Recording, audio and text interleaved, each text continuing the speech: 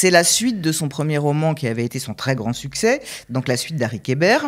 Donc on retrouve l'écrivain Marcus Goldman et le policier, avec son nom imprononçable, Perry Garalowood, qui font à nouveau équipe pour débusquer le vrai coupable d'une vieille affaire qu'on croyait élucidée dans le New Hampshire depuis longtemps.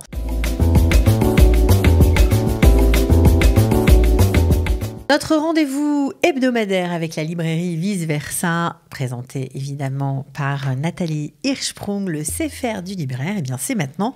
Et si vous avez aimé Joël Dicker avec son premier roman que beaucoup d'entre vous ont lu, eh bien nous allons parler de lui et de son nouveau roman, l'affaire Alaska Sanders. Bonjour Nathalie. Bonjour Cathy. Bienvenue. Alors avant de parler du livre, Nathalie, on va peut-être parler de ce qui est en train de se passer dans le monde de l'édition et de Joël Dicker qui lui aussi a pris le train en marche puisqu'il est parti de sa maison d'édition. Pour faire quoi? Vous allez nous expliquer. Absolument. Donc la sortie d'un nouveau Joël Dicker, c'est toujours un événement. Et bien sûr. Et d'autant que simultanément sort en poche son avant-dernier, L'énigme de la chambre 622. Okay. Il y a beaucoup de choses qui sortent en ce moment de lui, ou plus exactement qui ressortent pour répondre à votre question. Je vais m'intéresser, avant de m'intéresser à l'intrigue du livre, effectivement, à l'intrigue de l'auteur lui-même. Il a quitté les éditions de Fallois. Mais pourquoi ? Il n'a pas vraiment épilogué là-dessus. Faut savoir quand même que Joël Dicker, c'était l'essentiel de leur vente, donc ils ont mis la clé sous la porte. Et j'ai mené ma petite enquête parce que je me suis demandé un petit peu pourquoi. Alors, il n'a pas dit pourquoi il partait. Il a simplement dit qu'il souhaitait lancer sa propre maison d'édition qui s'appelle Rosie et Wolf. Et 10 ans après le coup de Jeding qui l'a fait connaître, que vous avez cité, qui est La vérité sur l'affaire Harry Kéber, le romancier suisse fait fructifier son entreprise littéraire. Donc, ses livres lui appartiennent entièrement. Sa maison d'édition... Donc, il a récupéré les droits de tous ses livres. Il a récupéré les droits de tous ses livres. Notamment du premier, du best-seller, le fameux. Évidemment. Ouais, bien sûr. La vérité sur l'affaire Harry Kéber. Et sa maison d'édition démarre en ne publiant que ses propres titres. Alors, bien sûr, tout de suite, il explique qu'il ne s'est pas lancé dans l'auto-édition, qu'on continue à le corriger. Oui, parce que c'est pas chic, l'auto-édition. C'est pas une question de pas chic, c'est que dans l'auto-édition, les auteurs ne sont absolument pas corrigés. C'est pour ça qu'on a des fois des choses malheureusement pas très heureuses. Alors il dit, je ne me suis pas lancé dans l'auto-édition. D'ailleurs, j'ai emmené avec moi, dans ma nouvelle aventure, les 2 éditeurs qui me corrigeaient aux éditions de Fallois. Okay. Bon, le modèle était à inventer. Moi, ce qui me dérange un tout petit peu dans cette histoire, c'est que Rosie et Wolf annonce qu'en 2023, elle publiera des traductions des ouvrages préférés de Joël Dicker. Alors, j'avoue que je reste c'est déjà pas mal, c'est pas uniquement ses livres. Voilà, bon, pour le moment, on n'en sait pas plus. Ouais. C'est simplement des traductions des ouvrages. Nathalie, non ?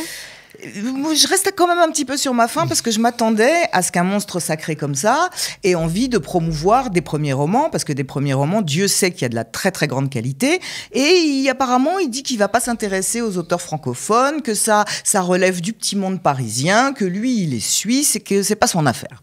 Voilà. Ça vous a déçu ? Oui, après on verra comment ça évoluera, mais je suis restée sur ma faim, on va dire. Je suis restée sur ma faim.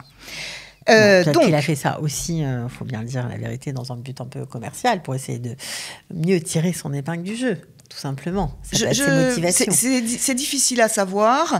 Probablement souhaitait-il davantage de liberté. Aussi, il n'est pas le seul. Oui. On raconte dans les coulisses de l'édition que Virginie Despentes va faire la même chose, va créer sa maison d'édition. Mais si le propos, c'est de dire je veux plus de liberté, plus de créativité, je veux m'exprimer de manière moins encadrée, alors à ce moment-là, pourquoi ne pas s'intéresser à des premiers romans? Et à chaque rentrée littéraire, il en sort de merveilleux des premiers romans. Je pense à Blizzard, pareil, qui est en train de rafler tout un tas de prix de libraires. Bon, enfin, on verra. Nous verrons. Alors, on va maintenant peut-être se concentrer sur le livre, parce que c'est quand même ça qui nous intéresse chez lui, c'est les livres. Alors, il fait plutôt un coup de maître avec cette affaire-là, parce que, d'ailleurs, le bandeau l'annonce, c'est la suite de son premier roman qui avait été son très grand succès, donc la suite d'Harry Kéber.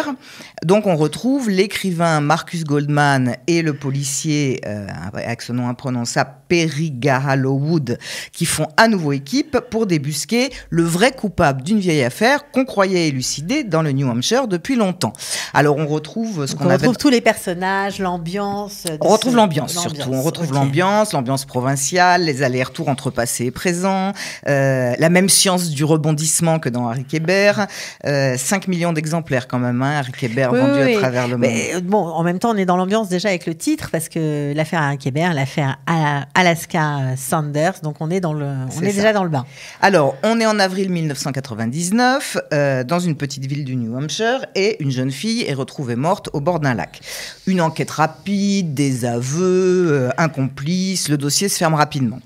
11 ans plus tard, une lettre anonyme fait comprendre à notre sergent Periga Hallowwood qu'il a peut-être suivi une fausse piste et à l'époque, et aidé par l'écrivain Marcus Goldman, il décide de rouvrir l'affaire. Alors, ce qui est intéressant, c'est que Joël Dicker esquisse des souvenirs du premier livre dans le début de celui-ci, mais sans obliger à sa relecture. Et j'ai déjà des clients qui m'ont dit, mais est-ce qu'il faut avoir lu le premier ? Non, il n'est pas nécessaire d'avoir lu le premier. Non, mais c'est dommage.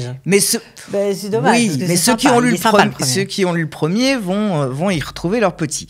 Alors simplement, là, il place la focale sur un autre aspect et il emporte le lecteur. C'est très réussi, il faut dire, dans une histoire. Il l'amène à envisager des coupables, à découvrir en terminant le livre qu'il s'est complètement planté et qu'il n'a rien vu venir.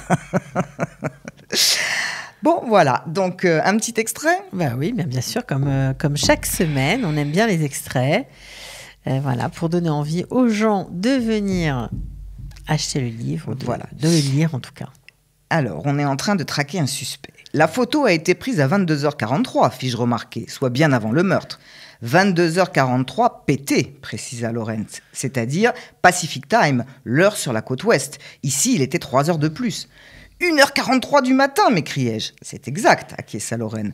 Au moment où Alaska a été tuée, Walter Carey était encore dans le bar. Je restais sidéré. Comment as-tu trouvé cette photo ? Je l'ai récupérée peu après l'arrestation de mon frère, alors que j'essayais d'aider son avocate à réunir des preuves pour l'innocenter. Le propriétaire du National Anthem avait l'habitude de prendre des photos pour les diffuser sur son site internet et vanter l'ambiance de son établissement. Et cette soirée s'y prêtait bien. Je voulais remonter le fil de la soirée et j'ai demandé au patron du bar d'avoir accès à toutes les photos qu'il avait prises ce soir-là. Il y en avait un paquet, en vrac. J'ai passé en revue chacune d'elles jusqu'à trouver celle-ci.